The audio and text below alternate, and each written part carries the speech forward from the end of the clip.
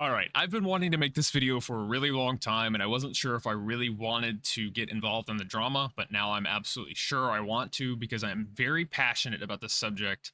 And I know my community doesn't know much about this, but I'd like to inform as many people as possible about the situation because it is mind blowing how stupid this is.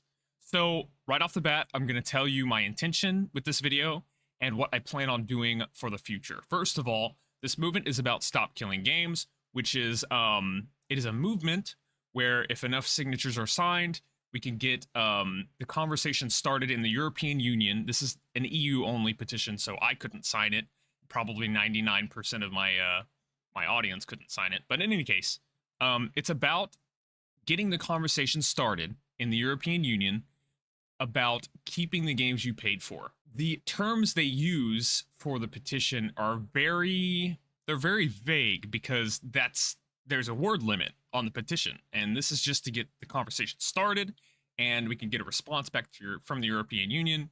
And even if the signatures do get signed, there's a chance that this won't even work because they might not even care about the situation. But it is a great step towards game preservation and game ownership, and this is a step that needs to happen because when it gets passed in the EU, if it does get passed, hopefully it does, then the whole world will likely make that switch. The intention of this video is to prove that Pirate Software is a liar and a manipulator, and my theory is that he chose not to like it, and he's making shit up to prove that he doesn't like it. The intent of killing games, well, not all of the time, but the malicious intent of killing games in EA, Ubisoft, and Activision's case, is that they want you to buy the next product. Not to keep your product you paid for alive, but they want you to keep their IP alive so they can keep making money every year. I'm going to say this right now. If you bought a game on Steam or any other platform, you own that game. It is a good, not a service. It should not be treated as a service. Games as a service is a propaganda term. You are being lied to by developers and publishers. The vast majority of developers don't want to see hundreds or thousands of hours of their work get thrown down the toilet because the publisher isn't making money anymore. If you paid a flat price for a game, it is sold as a good and it cannot be treated as a service. So that is my case. I'm going to respond to the Stop Killing Games videos from Pirate Software. This might be a long video, so I'm going to go get some more coffee. So before we get into anything, I want to point out that I've just scrolled through Pirate Software's YouTube channel, and a lot of his recent videos on this topic are getting disliked. And it's not even, no, hang on, sorry, I said that wrong. They're not even about this topic. I think it's a hate mob from people who like owning their games, and I don't think that's right. I don't think that we should dislike videos that have nothing to do with this situation. I'd say the dislikes he received on this video are warranted, and the videos about this topic are warranted because he's wrong. We shouldn't hate mob anyone, even Pirate Software. I think he's a smart guy, but I think what he's standing for is not morally correct. So no, do not go and dislike all his videos. Please do not do that. I even watched a video from his about Call of Duty having AI in their game, an AI ad, and I thought it was funny and I liked it. And I saw the dislike ratio and I'm like, why are people disliking this? It's pretty bad to have AI ads in your game. That's fucked. So here we go. We're gonna get into it. This is Thor, Pirate Software. He has a wonderful voice if you haven't seen him or heard him before. He's a smart guy. His shorts are really cool. He's a smart guy.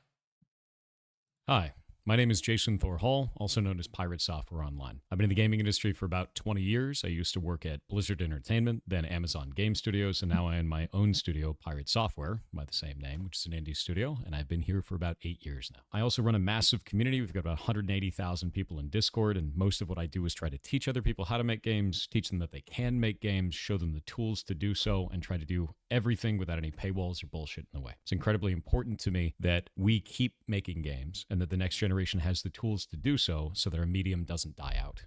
And it never will. And that's the whole intention of all of this. So with that in mind, that community brought me this and tried to get me to sign it. And I don't want to. Number one, I can't because I don't live in Europe. But number two, I wouldn't sign it even if I could. And I'm going to kind of go through this and try to explain the reasoning as to why that would be the case, without all of the internet hate machine that's grown up around it. So let's go into how this works and why this is an issue. I agree with that. I just touched on that. I don't like the hate mob. I seriously don't. I don't think it's warranted. First things first, what is an initiative? So an initiative is actually not law. It is something that you put together so you can put it up in front of representatives and they can start the conversation. The reason why I have a problem with Stop Killing Games is specifically it starts the wrong conversation. If we're trying to kill off the practice of developers putting together a live service game, pitching it as a single player experience, and then taking away support in the future, this ain't it. And the reason why is specifically on this initiative, under its own description, it says, this initiative calls to require publishers that sell or license video games to consumers in the European Union or related features and assets sold for video games they operate to leave said video games in a functional playable state. Specifically, the initiative seeks to prevent the remote disabling of video games by the publishers before providing reasonable means to continue functioning of said video games without the involvement from the side of the publisher. This isn't always possible in all video games, and it doesn't call out the specific practice that this is supposedly trying to defeat. So here's point number one. This, if it does get passed into law, it wouldn't work retroactively just for games that are published after it. I don't think he knew that, but it wouldn't work retroactively. So the games that are out now that are impossible, trust me, they aren't impossible to provide a working product to their customers. But it won't work retroactively. So like games like League of Legends, Overwatch, and the wording here where they use the word video games is peculiar. So people in the future may not list their games as video games. They might say digital experience. And then suddenly it doesn't fall under law with video games. So that's not a point he brought up, but I can see how publishers could get around the law in that regard. It is incredibly vague and will damage all live service games. How would you keep League of Legends in a functional playable state? You'd Release the server binaries. have to re-architect the entire game. The game is what is called client-server. So Release in the server client-server binaries. models, there's a server and there's a client, and all of the math, all of the game, everything happens on the server. The client just displays it. And the reason we want to do it that way is so that you can't teleport around and do a billion damage. You don't trust the client. You trust the server. The client just displays what it's told, right? So if we wanted to re-architect this, we'd have to take all of that server logic, push it back out into the client, and somehow make that playable in a multiplayer-only video game. Release the server binaries, man. Like I don't know if I should blame him or not for not doing his studying on this topic, but if you release the server binaries, everything is fixed in that regard. It's client-server software. The client can operate without the server, so release the server software. Doesn't make sense to me. So this isn't going to work for all games. Why is it calling out all games? And it's really easy to say like, oh, that'll get worked out down the line. But we're dealing with government here.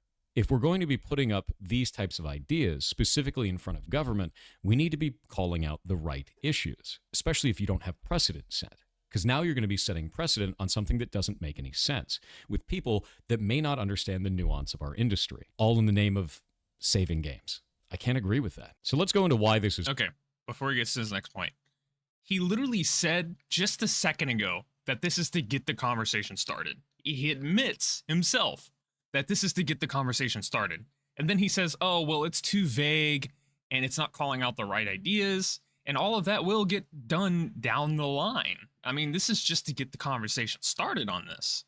It's happening, right? So why did this start in the first place? What is the specific cases they've called out that are egregious? And they have one. It's The Crew. So action on The Crew. The video game The Crew, published by Ubisoft, was recently destroyed for all players and had a player base of at least 12 million people. Due to the game's size and France's strong consumer protection laws, this represents one of the best opportunities to hold a publisher accountable for this action. If we're successful in charges being pressed against Ubisoft, this can have a ripple effect on the video games industry to prevent publishers from destroying more games. First off, I don't like the idea in this that it has a player base of 12 million people. That is not how long-running games work.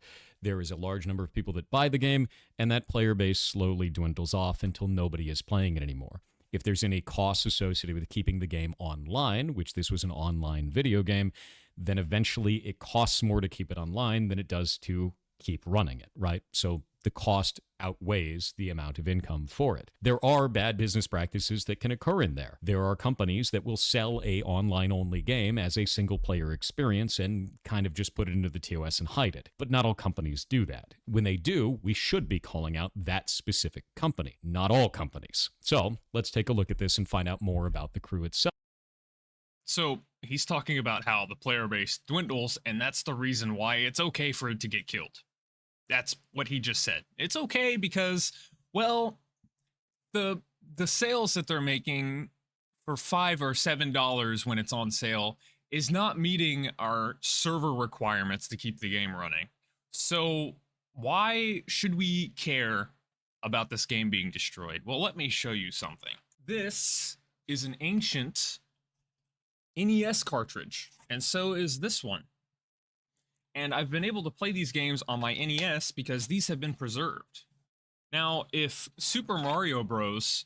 Was on a central server, no one would be able to play this game anymore because it's over 40 years old. People are able to play games like The Legend of Zelda on NES because these games were preserved. They're kept in good condition. Code doesn't go bad. Well, it does, but it could easily be copied from one source to another. It's unlike any other good that's ever been sold before. This medium never goes bad. Games are special. They're good to preserve because they're experiences, unlike any other art form that has ever been sold before. And it's okay for developers' thousands of hours to be thrown down the drain because the publisher wants more money. Data miners have found an offline mode in the crew. I'm not joking. There is an offline mode toggle that we can't interact with because it's all encrypted. It was that simple for the developer to change a 0 to a 1 and allow everyone to play the crew. And the reason why they don't is because they want you to buy the Crew 2 and the Crew Motorsport.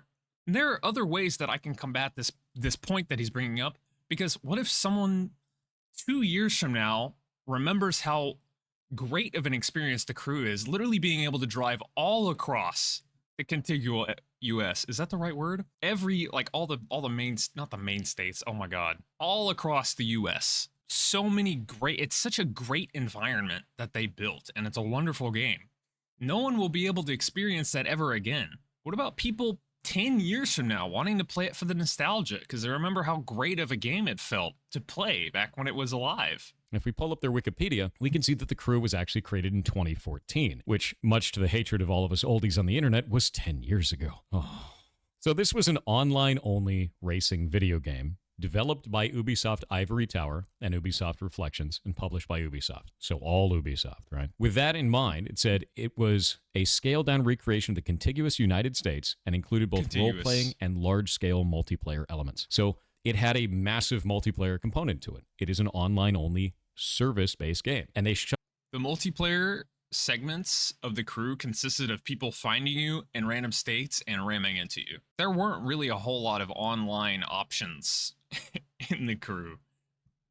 Shut it down 10 years later. On March 31st, 2024, Ubisoft shut down the game's servers, rendering the game unplayable, which is normal for live service games. The only thing that I can see in here that could be a problem is if they posted as not an online-only experience. But everything that I found online shows that the game was always marketed as online only. If you're going to be buying an online-only game, that means it can only run when it's online. And if the servers need to shut down in the future, far in the future, it makes sense to me for the access to that game to be cut if it's online only. If it's a single player experience that has online only functionality specifically just to shut down the game in the future, and the online only doesn't actually add any gameplay functionality, I'd agree with you. That's a shitty business practice, but that's really rare. And in the specific cases where it does happen, we should call out that, not just all games and not all live service games. Further, there's more context to this too. The Crew itself came out in 2014, but it actually had a sequel that came out in 2018. And then it had another sequel that came out in 2023. And if we go to the Crew's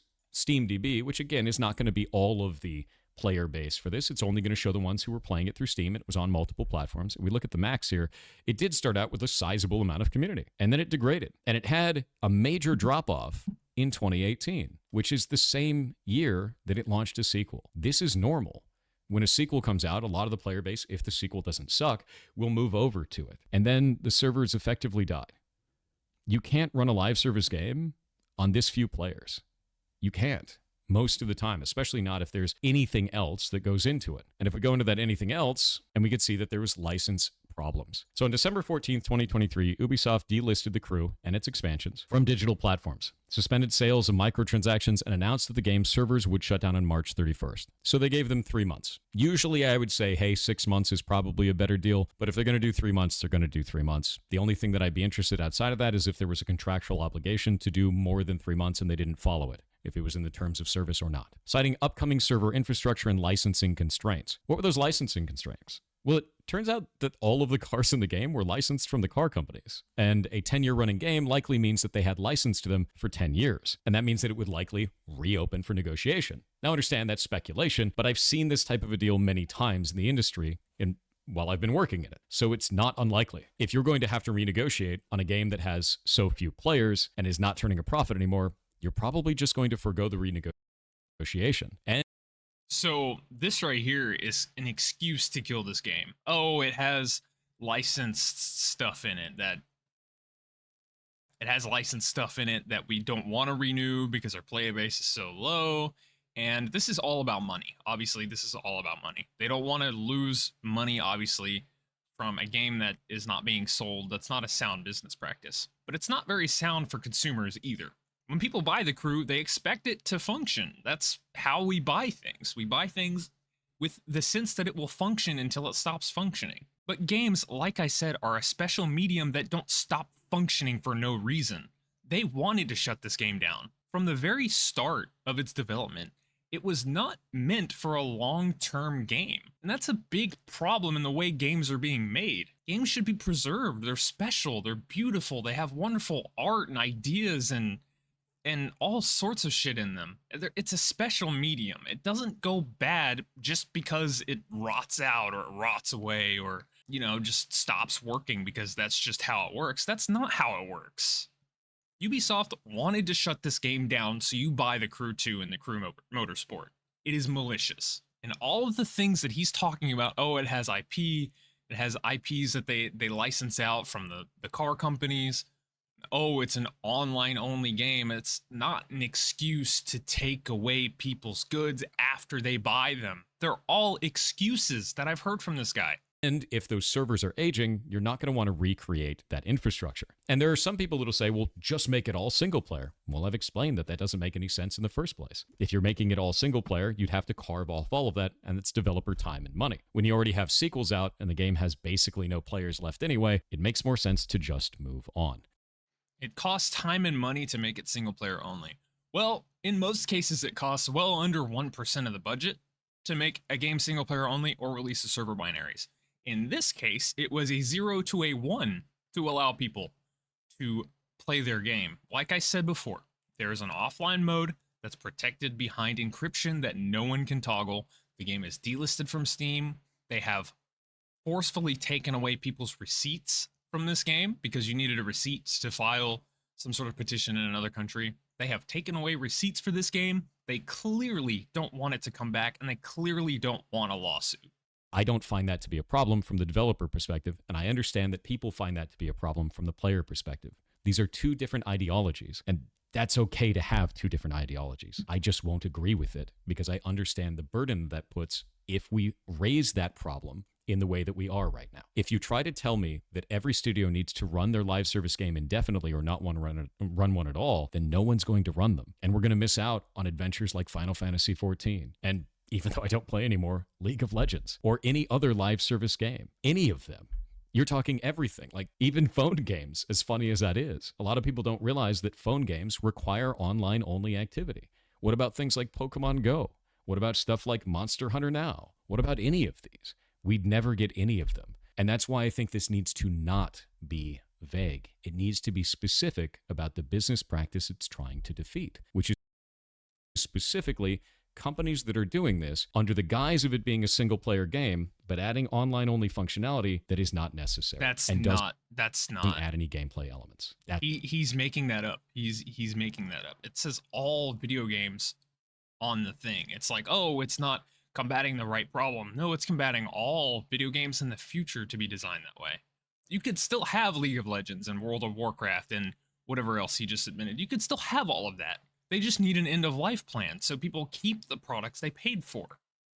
League of Legends could release their server binaries. Any online game could release their server binaries. Stranova can release their server binaries. Would it get modded to shit so everyone has all of the cosmetics? Yes, but they're not going to make money off of that anyways because they have a dead player base. That is kind of a crazy statement, so I'll relax a little. We can still have the good and the good. We can still have all of this. He's making shit up. First of all, he's making it up about what the petition actually stands for. All video games need an end-of-life plan if consumers want to keep their product. The fact that it's too vague is the point of the petition because there is a word limit and it needs to be short and sweet. And there's plenty more in this video that I can go over, and I will, so let's go. That's the problem. So now we're going to go to Ross, otherwise known as Accursed Farms, the creator of this initiative, and one of the ones that's pushing it the most online. I'm going to let him say exactly why he thinks that this will go through very easily and why it is important, and then I'm going to tell you why I don't agree with it. Comes law in the EU? Yeah, it might be. Now, it's not a guarantee, but I think if we get the signatures, this passes. Why do I say that? Well, it's a few factors. Politicians like easy wins, and this doesn't require them to do much at all. All right, so what's happening now is, first of all, I don't like this video from Accursed Farms. Accursed Farms is the owner of the petition. He's the spokesperson. I don't like this video from Accursed Farms. The tactic he's trying here is trying to, like, win over the dumb people in the EU. I guess I could say dumb, but in any case, the things he says in this video are very weird. I'm not going to go over this because I actually have proof that what he's doing right now is nitpicking, and this video from Accursed Farms doesn't help my image of what I'm trying to say. But let's just go through. He's gonna nitpick a few points and then prove, oh, this is weird, this is bad. It's defamation. Video games. So this isn't of big consequence to them or most of their constituencies. I'm going to stop it there for a moment. The assertion that politicians just like easy wins, so this legislation will go through, but the politicians don't care about a multi-billion-dollar global industry and that it doesn't matter to their constituencies is incredibly absurd to me. I don't think this is the right direction at all for a movement like this. I think it's incredibly damaging and it makes our entire industry look bad, both on the player side and the developer side. If we're going to be putting forward anything that may eventually turn into legislation, it should be passing because it's the right thing to do for consumers and developers and that there's some kind of a middle ground, not just because it's an easy win and politicians don't care. Okay, so he just proved the point of the petition, but what Ross is saying is scummy and it's kind of cheap what Ross is saying. I'll give Thor credit here, but he also did nitpick this from a single video. He didn't react to any of the other videos on Stop Killing Games because he knows he's wrong. This sets us off on a completely wrong foot. EU law is already unclear on a lot of this practice anyway. And that's dangerous. If we're going to be setting precedent, which could change the way that law works all the way down the road, then we need to be sending the right message, which this is sending a vague message that doesn't cover the actual problem. So this is not a win to me. This is a huge risk. And we would be making it easy for them to settle it. It falls in line with other consumer practices. You know how when you buy something, you're generally allowed to keep it? In the case of live service games, in the terms of service for those, you are not buying the game. You're buying a license to the game. And that's the part that's really different here. If we don't like the idea of live service games as a whole, I get it. Don't play live service games then. Don't agree to those terms. But if we're under this weird idea that we need to get rid of all live service games or damage that practice in any way to keep in line with consumer policies, it is in line with consumer policies. If it wasn't, it wouldn't be there in the first place. So this doesn't really make a lot of sense to me. You're not This guy is so good at sounding right. He is so good at sounding right, talking his ass off, but he is lying here. It combats all games, even games that don't even fall under this practice. If you make a single player game, you're fine. But if you make an online only game, you can still have that. You just need to be able to play it in the future. The game, you're buying that practice in any way to keep it in niche cases where a studio is trying to sell a game as if you are buying it or purchasing it or using that language specifically and they give you a live service game instead. I agree that should change. That language should change. You are not purchasing the game. You are not buying the game. You are paying to have a license to a live service experience. I get that. Is that what this is doing though? The initiative is not trying to call that out specifically. It's trying to say that all games need to stay in a functionable, playable state, which is not calling out the language that is being used to manipulate the player. Call that out specifically, not this vague bullshit. Okay, it has to be vague because it's a petition, and it encompasses all video games, because all video games are beautiful, wonderful pieces of art, and they should be preserved whether you like them or not. Now, buying a license and agreeing to the terms that your product will be taken away from you is illegal. Well, it's iffy in consumer rights, but it should be illegal. That's what the petition is for. Oh, you signed the terms of service. Oh, you signed the EULA. Well, nothing matters in that terms of service or EULA if it contradicts anything that the law says. The law is above the terms of service and EULA. The law is up here. The terms of service and EULA are down here. Yes, you have to follow and comply with everything in the 29-page terms of service and EULA. Yes, you have to comply with those. But in any case, it all contradicts what the law is, what this petition is proposing. It all contradicts that. The law wants to make it to where this practice is not allowed in any case. And finally, this is a diversion from really serious topics that politicians would prefer not to deal with. That's scummy. That's really gross to me as well. Yeah, that is the gross. idea that this is just a diversion from serious topics and they can get an easy win in and we can just push it through and there won't be a lot of pushback on it and they're not going to have to think about it too hard. That's crazy dangerous, dude. If you're going to be setting precedent, if you're going to be putting forward something that you want to start a conversation to eventually become legislation, and these are the reasons for it, not only can I not agree with the initiative, but I can't agree with you. And I think that the tactics that you're using here are really disgusting. So yes, I won't agree with that. And I won't agree with Ross. There's no way around that. I think this is gross. To sum it all up, no, I will not be supporting the initiative Stop Killing Games. You're not going to change my mind on it because I find this language to be incredibly vague and damaging to the rest of our industry. I think that it will be bad for both developers and players down the line in the way that it is currently written. And I think that starting a conversation that doesn't get to the core of the issue is both wasted time and leads to potentially bad outcomes. So if we want to talk about this, let's talk about the actual bad business practices. In the case that a studio is making a live service game and they sell it to you as a product, they say that you are purchasing the game or you are buying the game, when in reality you're actually purchasing or buying a license to that game. I think that we should be fighting about that. That needs to go away. A player should be well informed at the point of purchase that they are purchasing a license, not buying a game. And the reason that we have those licenses in the case of client-server interactions, like we had before, we're talking about client-server games, is so that they can ban you when you cheat at them. They revoke your license. That's why they revoke your license, to protect the gameplay of every other player that you're impacting when you cheat at these games. That needs to exist, but it needs to be better informed to the player at time of purchase. So I agree on that. This doesn't bring that up, though.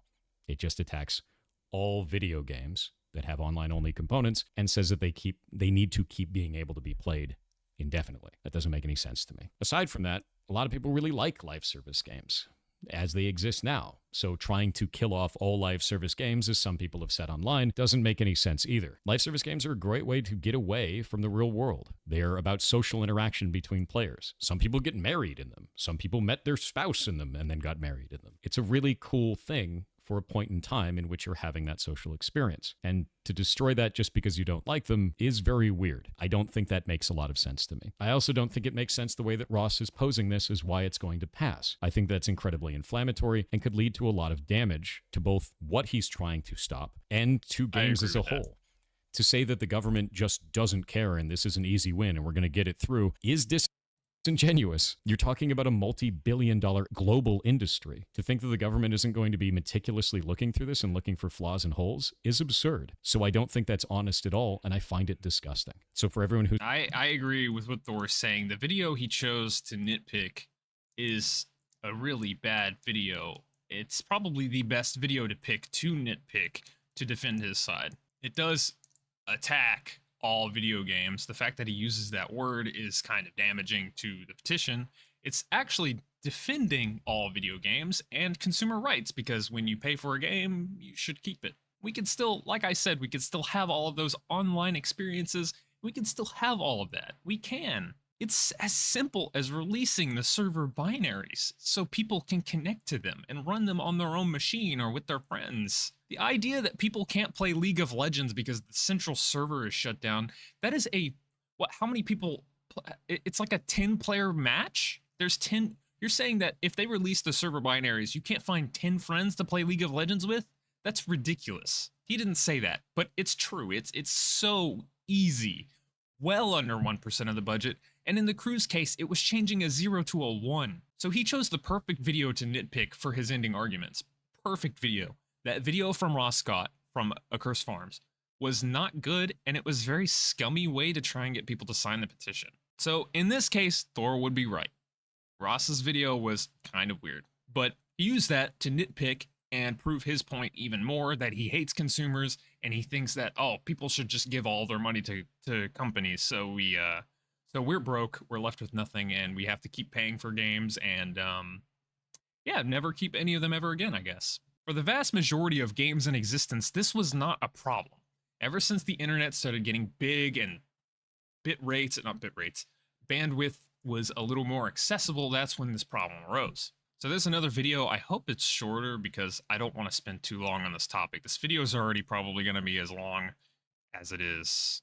Hi, my name is Jason Thorhall, also known as Pirate Suffer, and the other day I put out a video called Stop Killing Games, saying why I would not support the initiative. Overall, it was actually quite positive. The analytics on it show that people really think it's a good idea. There's a huge amount of like ratio, and I received hundreds of comments from developers thanking me for putting it out because they can't speak publicly while they're at a business or a job elsewhere. A lot of the times, major companies will fire you if you are speaking out of turn. What? Hi, my name is Jason Thorhall, also known as Pirate Suffer, and the other day I put out a video called Stop Killing Games, saying why I would not support the initiative. Overall, it was actually quite positive. The analytics on it show that people really think it's a good idea. There's a huge amount of like ratio, and I received hundreds of comments from developers thanking me for putting it out because they can't speak publicly while they're at a business or a job elsewhere. A lot of the times, He's copying the script from other YouTubers that agree with the petition, when that's not at all what he was doing. He was not agreeing with the petition. Your like to dislike ratio is horrid on this topic because you're wrong, and no one is thanking you. There are people in your comment section dogging on you, telling you that you're wrong. In videos that you're not even posting about Stop Killing Games or consumer rights, they're telling you that you're wrong.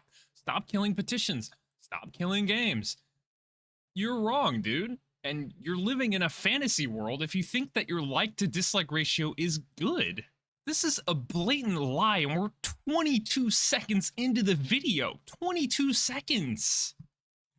major companies will fire you if you are speaking out of turn and cause a PR disaster for those companies. And since this is such a popular thing among players, most devs aren't going to say anything to you. So I am. So let's discuss the most common requirement of the initiative, which is games have to be left in a functional, playable state. Now, what happens if that game is a online-only live service game? Well, if you want that to stay in a functional, playable state, that means the devs have to release either server binaries or somehow carve off the game to be a single-player experience now. Some way to keep it functional and playable, right? Now, many of you are requesting, yes, I should get the server binaries so that I can go and make private servers for this. But that doesn't make a lot of sense in the real world. And the reason why is because it leaves developers open to abuse. So let's explore that a little bit. Let's say that you made your own video game and you made a live service game. Maybe it's an MMO, maybe it's something else, right? And let's say that I want to monetize that game, but you don't allow monetization of the game by any other party. This makes sense because most creators don't allow for that.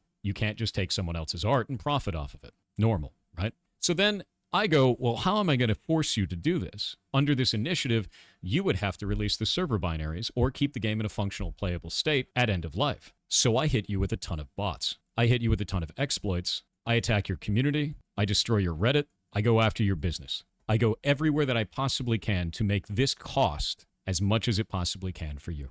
And it's not hard to do this. We saw the exact same thing happen in TF2 recently. The massive amount of bots that were attacking the game. This is not infeasible. This is something that is very easily attainable today. And let's say that this goes on long enough that your game dies because you can't afford it anymore and your studio has to shut down. At end of life, you now have to release those server binaries to keep the game in a functional, playable state. At which point I take those, I create a private server, and I monetize it. And some people have said, well, simply don't allow monetization of the server. Well, who's going to enforce that? If you want a government initiative to enforce that, that means the government has to build a registry of all of those games and all of that intellectual property that shouldn't be monetized, and then somehow enforce that with no one owning it because those studios have shut down. That's going to be a massive burden. On top of that, if you want to go the other route and say the company has to go and control it, well, what if the company's not around anymore? Is that just able to be monetized now? Again, Yes. this was obtained through abuse of the original creator. I don't think that's a good route. And this scenario gets even worse if you do allow monetization, because now I can just kill off your company and then monetize the server and no one will ever come after me. Now it's even more of a problem. So allowing monetization of this work is strictly worse. And for those of you out there that say, oh, this can be done right now, I could just destroy your studio and take your stuff anyway. You could, but this allows a route for it to be legal to do so. That's the problem. After putting this out publicly and talking to people about it, this specific scenario on both YouTube and Discord and Reddit and a bunch of other locations, I got a couple of takes back. We're going to start with the most extreme position and kind of go from there. So in the most extreme, people said live service games shouldn't exist at all, and the initiative will kill them off for good, and that's a good thing. Well, you don't get to define what players get to play or not play. You also shouldn't be able to get to define what developers build or don't build. You should not have creative control over the developers, and you should not have control over what is in my Steam library or on my phone. That doesn't... I agree with that, but again, that's not what the petition is arguing with. You could have an online game and release server binaries after. Make any goddamn sense. Aside from that, the initiative does not purport to kill live service games. It would just make it incredibly difficult to build said games and add a lot of risk to it, which is why I'm bringing all of this up and why I don't support the initiative in the first place. A lot of people don't realize that this will slowly diminish live service games in the market because it's not an incentive for us to build them anymore, which means you get less multiplayer live experiences. That sucks. I like live service games. I enjoy playing things like Final Fantasy XIV. I enjoy going and playing in games in the past, at least, like League of Legends. These are games that are live service. They require a live service to run. And you shouldn't be able to take that away from people. I agree. If that's your only position on this, not only are you disingenuous in what the initiative is purporting to try and achieve, but you're also aggressively attacking other players instead of trying to fix something. So the Okay, so what he's talking about is games like Final Fantasy XIV and League of Legends. Yeah, if there's an end of life, there's no way that those games could continue running, is what he's trying to say. And it's aggressively attacking devs and players. It's so simple. He's so close. He's teetering on the idea. He has it in his head. He has all the points, and then he's saying, no, this is wrong, this is bad, this is dangerous to developers, when it's so easy to just let people play the game after they buy it. Just let people play the game. This is an extreme scenario that might have happened to a developer at some point, and it killed the game or whatever. If the monetization was good enough, then they wouldn't have this problem. But if it's the case, then yes, this would be the scenario and it would be the outcome. But it would continue the game to be playable. If they release the server binaries, and let's say that there's a private server that is being monetized and you don't like how it's being monetized, well, you can take the server binaries and make it yourself. If the server binaries are good enough, well, they have to be good enough to be playable, then you could just do it on your own time. If it's massively online, that's a little bit harder, but I mean, it's an open market. The server with the best type of monetization will beat out the ones with the worst. That's why people aren't playing Call of Duty right now. It's because it's a monetization mess. $60 entry fees, lots of microtransactions. People don't want to deal with that. To further drive my point about this server monetization, server binaries thing, is there was a game called Battlefield 2042. It flunked, it missed the mark, it missed the point. Not really a Battlefield game, kind of bad. So in reaction to that, BattleBit Remastered was made, and despite all the controversies about the dev going silent, it was a great opportunity to strike and have a wonderful community that they are passionate about the Battlefield experience. BattleBit was an amazing game when it was being developed, and it still is an amazing game. Contrary to popular belief, you can still play the game right now because the servers are still online. They allow for community servers, so when their official servers get shut down because they're not making enough money anymore, you will still be able to play the game if you run your own community server because the server binaries are released. There are so many ways to combat this problem in particular. Yes, botting exploits and destroying communities, making the devs cost a lot of money to combat these is a problem, I agree. But this sort of extreme scenario is an excuse to say that consumers shouldn't have the right to their game that they paid for. It's an excuse. It really is just an excuse. That's what it sounds like. Here's an extreme scenario. Here's why I don't support consumers having their games. Thanks, Thor. Next one is that this is about games preservation and that it needs to happen to preserve these types of games for future generations and for everyone to always have forever. But I would argue that this isn't actually preserving these games. Social games, such as, let's say, Apex Legends, require a number of players to be in the match at the same time so that you can have an experience that is only able to be obtained through lots of players interacting, right? It's a multiplayer game. You need a bunch of people. How many of you have felt negatively when an MMO dies or when a live service game dies? Oh, dead game. There's only 5 people online. Why would I play that? So why would you want to preserve a game in that state? That doesn't make any sense to me. You want to take down these live service games, put them up on a private server, and then play it with a couple of people. You're not bringing it back at its height. You're not taking a snapshot of what the game actually is. You're making it limp on in a way that doesn't make any sense. That's not preservation. And for those that may stop there and go, but private servers going to have a lot of players. Look at all the ones for World of Warcraft. Again, we talked about that. It opens up a route for abuse of the developers. So that is not a solution. And the last take that I got from this is, and it's the most reasonable to me. Okay. Before we continue, anyone can run an Apex private server and get lots of attention. There are plenty of Realm of the Mad God Exalt private servers that have lots of attention, and you need a lot of players to beat those bosses. And the idea that making games limp on in a way that doesn't make sense, that's very, very scummy.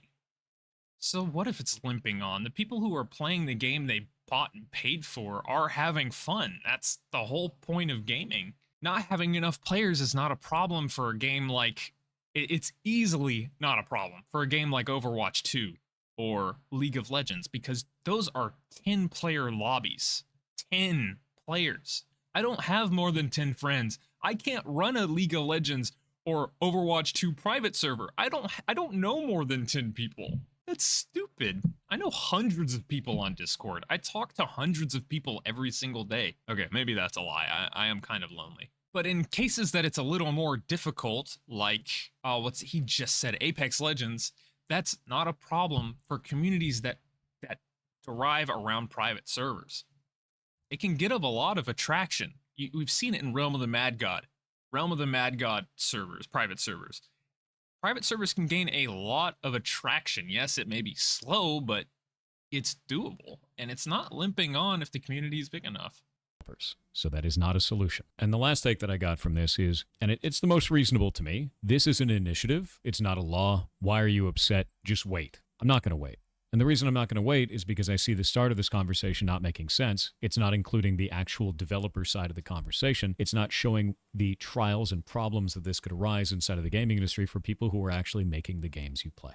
I don't have any reason to be quiet about that. And many other developers aren't going to be able to speak on this. As I explained before, it's really easy to lose your job if you're working at a major studio and try to speak out of turn on something like this, especially with something people are so passionate about. Doesn't make any sense to stay quiet. And it also doesn't make any sense to wait until it's in a different form when I see that it has so many problems with the language as it is currently written. I should be able to be talking about this. In fact, I should be talking about this. I am a content creator specifically that is a game developer that has worked in this industry for 20 years. This is my wheelhouse. This is what I do. So for those who are calling for me to just be silent and sit in the corner, no. With all of that being said, I do think there's a consumer protection thing that we can fix here. It's just not really what the initiative is about. I think that if you're going to buy a live service game, you shouldn't be told you're buying the game. You shouldn't be told that you're purchasing the game. You should be told explicitly that you are purchasing a license to that game. The reason why is because that license needs to be revoked anytime that you are cheating at the game and damaging the play experience of other players. While this is written in the TOS and the EULA, it's usually not clearly defined at point of sale. Or they throw a giant TOS in front of you and it doesn't really do anything because people skip past it. If at point of sale it says specifically, there's specific language stating that you are either leasing or purchasing a license or anything along those lines, that you're not actually buying the game directly, I think it would go a long way to informing consumers of what they're doing and protect them from some of these business practices that they didn't realize they were engaging in. That makes a lot more sense to me than force all developers to leave the game in a functional, playable state. And that's about it. That's all I really wanted to talk about with this. I hope that's clarified some things for some of you and some of the dangers that this can cause as it is currently written. If you're So it's pretty evident now that he is clearly on the opposition of this. He says online games should remain online and they should have the right to die, is what he's saying. He doesn't want to keep experiences around because it doesn't make sense financially, and he doesn't want games to limp on in a way that doesn't make sense. So, I mean, what about when an experience he likes gets shut down? Is he butthurt about it? Well, from the way he talks about game preservation, I would say no, he wouldn't be butthurt about it. Oh, this is just a thing that happens. Oh, whatever, it's dead. Let's move on. It's limping on in a way that doesn't make sense. But it did happen. Oh, and this is where things get spicy. I've actually been thinking about taking Meet Your Maker down, and it's not because I don't love that game, because I do. It's because they've publicly sunset it, which means the game is no longer going to receive any type of updates at all. It's a dead game, and it makes me really sad because I love Meet Your Maker. I think that game is phenomenal. I think it had a huge amount of promise. It was an obsession of mine for a great deal of time. I thought that what they were designing was very compelling and very interesting, and it died. Phenomenal freaking game. And it didn't get enough of a user base. It tried to adapt to become a better game, and it did become a better game, and it still never garnered a user base. Brilliant game. I even loved it because it has brutalist-style environments, which I love brutalist style. Very much so. I likely won't remove the channels, but I will remove the role from being able to be selected. So the people who are still into the game will be in there, but bringing new people into the game is you're kind of pushing them to play a game that is dead. You know, they've sunset it. They said that they've sunset it. There's no, they're not even making new cosmetics for it. They publicly announced that it's over. You know, first you've heard of the Meet Your Maker game? Yeah, let me show it to you.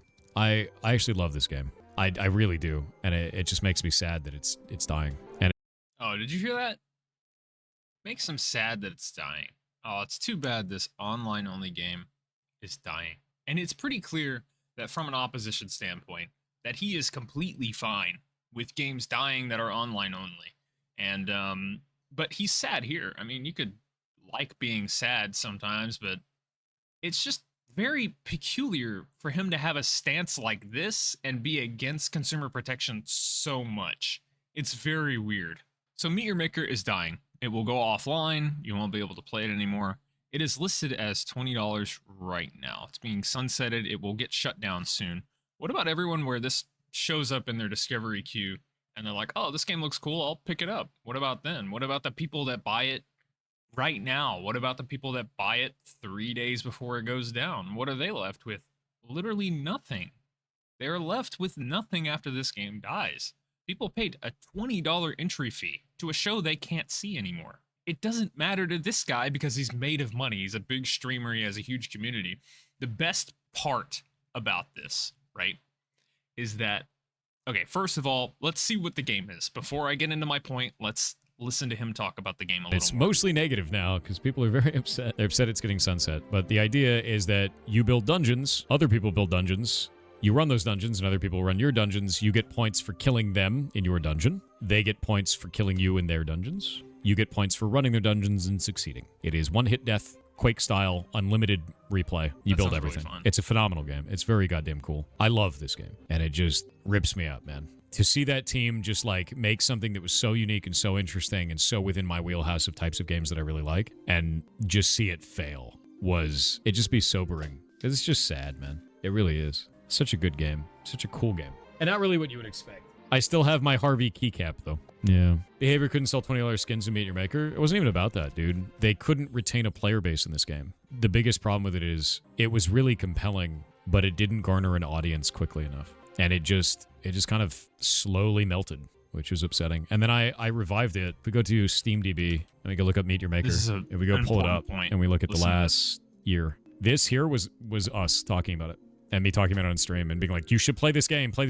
Like, we did that, and it still loses its user base. I tried, because I love this game. I really do, but it can't hold an audience. And it's sad, because it's fun. It's a really interesting game. Game art doesn't look that appealing. That's always going to be subjective, though. I think it's very brutal, which is sort of the point with it. We're making a change to the Expeditions reward track. Okay, so he feels very strongly about this game getting shut down, which is peculiar because he said before, I already went through this. I'm sorry, I'm repeating myself. I'm like a broken record, like I said. But yeah, he hates that this game is getting shut down. And he said that it would solve this problem that we're facing right now if the company released their server binaries. Now, that is a thing that is proposed by the petition Stop Killing Games. It's proposed that you could release your server binaries or have some way for the game to be a playable state, is what they list. The server binaries would work great for this game because he could take that server binary, customize it, make it however he wants, change some configs, do whatever he wants to change it, and run it for his community. Like we saw the graph, 140 players, most of that, 90% of that was his audience. So why shouldn't he be happy jumping to the idea that he could run a server for his community to play? Why isn't he happy about that? Does he just like being cucked by developers and publishers? I'm being serious here. Does he like that? He's obviously has strong opinions about this game, and it's online only. And it would be cool to see it in a private environment where he can run it and he can monetize it. There are some systems that are not in place to allow this, and there would be some sort of regulations that limit monetization to a certain point. Because, you shouldn't be allowed to make cosmetics in a dead game for a small audience. It seems there's a lot of gray areas there, but that can get banged out by government and legislation very easily. So what I'm saying here is he should be jumping for joy for the fact that a game like this could show up in the future that he feels strongly about, and he could be excited that once it dies, he can continue playing it for his audience. It could be a massive thing for him to run this server for his audience, because they liked it, they played it, they bought the game. 140 players, that's 140 licenses. But the bad part about this is that it was a game as a service, which is not a thing. Games are goods, they're not services unless listed so. But $20 entry fee, that sounds like a good to me. Games like this want the benefits of being goods and the benefits of being services. They don't want to take the negatives that imply that it's a good. They don't want the negatives of the goods because it's more sound to just make another product and have people pay more money for it. It's a scummy practice, and Pirate Software doesn't care. Even when it's getting shoved in his face, and he knows the fact of what the petition is saying. He knows that it's doable. He says it's not doable, but it is very clearly doable. Release the server binaries. You can play Meet Your Maker all you want, Thor, and you don't care. It doesn't make any sense. It truly doesn't make any sense. Dear God, I didn't know this situation was this depressing. I truly didn't know that this guy was this oblivious about games. Truly. And I'm sorry for yelling, but I am so passionate about game preservation. When it's getting shoved in his face that this is an opportunity, that this is a very clear example where Stop Killing Games could save this game, where his community can keep playing it, and he can customize it how he wants because it's his good. He doesn't care. He's a liar, a manipulator. He has defamed the Stop Killing Games campaign from every stretch of the imagination. He times people out in his streams talking about it. He deletes comments. He has nitpicked Ross Scott, and he is defamed from every step of the way for this petition. He would sooner make up some sort of dream scenario, some sort of wet dream about people botting and killing off a game to monetize a private server. He would sooner make that up and continue to perpetuate his point and his lies than admit that he is wrong about this situation. If he just admitted that he was wrong and he liked people owning games, that would be perfect. Everyone would love him for that. But he can't do it because he's a narcissist and he's a liar. I'm sorry for yelling and I'm sorry for getting so heated, but this pisses me off. This guy has 2.5 million people, 2.5 million subscribers. Lots of people watch him on Twitch and continue to cycle his thoughts in their brain. Everything he said was seen by millions of people, and they're all going to think the same way as he is because they all love Pirate Software. It's dangerous. It is dangerous to indoctrinate millions of people into the way this guy thinks. So, in any case, that's the video. I appreciate you watching to the end. He's a smart guy, but he can't admit he's wrong. That's where I'll end it. If you like the video, like it, comment. If you don't like it, dislike it. Let me know how you didn't like it. And sub to the channel. Do whatever you want. And that's about it. I'll catch you guys in the next one. Thanks for dealing with my shit. I'll catch you guys later.